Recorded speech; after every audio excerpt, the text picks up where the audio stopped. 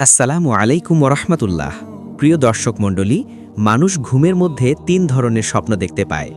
আর আজ এমন স্বপ্নের কথা জানব যা আপনার মধ্যে একটিও যদি থাকে আর যদি আপনার সাথে মিলে, তাহলে আপনি ইনশাআল্লাহ সুখী হবেন।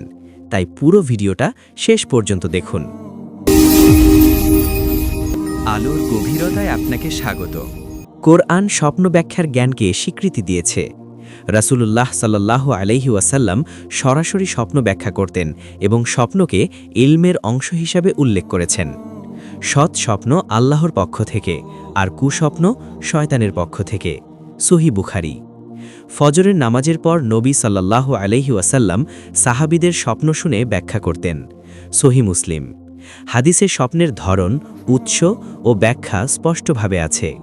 স্বপ্নের ব্যাখ্যা হল: ১. কোনো মানুষ যদি নিজেকে স্বপ্নে অজু করতে দেখে, তাহলে এর ব্যাখ্যা হল সে অপরের নিকট গচ্ছিত মাল আদায় হবে।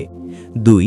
কোনো ব্যক্তি স্বপ্নে অজিফা পড়তে দেখিলে তার ব্যাখ্যা ইঙ্গিত করে যে সে রোগ ব্যাধি থেকে মুক্তি পাবে। ৩. কেউ যদি স্বপ্নে অধিক মাছ দেখতে পায়, তাহলে তার ব্যাখ্যা হবে টাকা পয়সা ও রিজিক বৃদ্ধি পাওয়ার লক্ষণ। ৪. স্বপ্নে অগ্নি জ্বালাতে দেখিলে ওই ব্যক্তির ব্যবসা বাণিজ্যে লাভ হওয়ার ইঙ্গিত। ৫. স্বপ্নে অগ্নি লম্বা দেখিলে তার ব্যবসায় প্রচুর লাভের আলামত।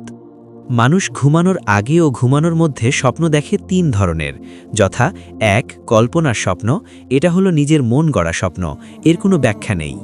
২. আল্লাহর পক্ষ থেকে যেই স্বপ্ন ঘুমের মধ্যে দেখা যায়, এই স্বপ্ন দেখে মনে আনন্দ পায় বা মন প্রফুল্ল থাকে। ৩. শয়তানের পক্ষ থেকে স্বপ্ন, এই স্বপ্ন ঘুমের মধ্যে দেখা যায়, কিন্তু দেখার পরে মনে ভয় লাগে, এমনকি মনে হতাশা বিরাজ করে। এবার ৬ নম্বর স্বপ্নের ব্যাখ্যা হল: যদি কেউ স্বপ্নে অগ্নি হাতে ওঠান দেখে, তাহলে তার ত্যায্য সম্পত্তি লাভ ও ব্যবসার উন্নতির ইঙ্গিত বহন করে। ৭. স্বপ্নে কোনো ব্যক্তি অস্ত্র দেখিলে তার সুখ্যাতি ও সম্মান বৃদ্ধি পাবে। ৮. যদি কেউ স্বপ্নে অট্টালিকা দেখিলে তার ব্যাখ্যা হবে মান সম্মান ও মর্যাদা লাভ হবে। ৯.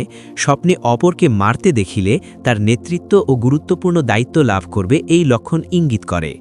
৯. যদি স্বপ্নে দেখেন অধিক কথা বলতে, তাহলে এর ব্যাখ্যা হবে স্বপ্নদ্রষ্টার অর্থাৎ আপনার নেতৃত্ব লাভের আলামত। ১০. স্বপ্নে অলি লোক দেখিলে তার সম্মান ও মর্যাদা বৃদ্ধি পাওয়ার ইঙ্গিত, এটা তার বিবাহ, সৌভাগ্য ও আশা পূরণের স্বপ্ন। ১১.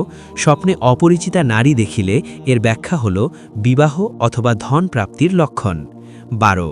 স্বপ্নে কোনো অবিবাহিত মেয়েকে নিজের বাড়ি দেখিলে এর ব্যাখ্যা হল বিবাহের ইঙ্গিত। ১৩. কেউ স্বপ্নে অধিক কাঁদতে দেখিলে তার ব্যাখ্যা হল সে বাস্তবে সুখে থাকবে। ১৪. স্বপ্নে অন্যের হাতে মার খেতে দেখিলে এর ব্যাখ্যা হল স্বপ্নদ্রষ্টার সুখ শান্তি লাভের লক্ষণ। ১৫. স্বপ্নে অপরিচিত লোক ঘরে ঢুকতে দেখিলে ঘরে বরকত হবে।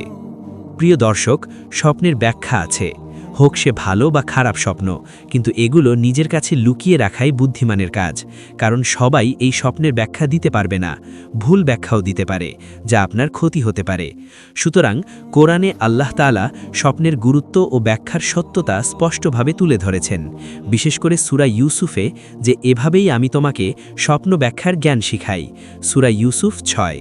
হে ইউসুফ, আমাদের স্বপ্নের ব্যাখ্যা দাও। সূরা ইউসুফ ৩৬। রাজা ও বন্দীদের স্বপ্ন ব্যাখ্যা করে ইউসুফ আলাইহিসসালাম যে বাস্তব ঘটনাকে ভবিষ্যৎবাণী করেছিলেন, তা কোরআনে বিস্তারিতভাবে বর্ণিত আছে। সুতরাং আপনার কোনো স্বপ্নের ব্যাখ্যা জানতে হবে, কমেন্টে লিখুন। আর এই রকম ইসলামিক সত্য ও যাচাইকৃত ভিডিও পেতে আলোর গভীরতা চ্যানেলটিকে সাবস্ক্রাইব করুন আর লাইক করতে ভুলবেন না।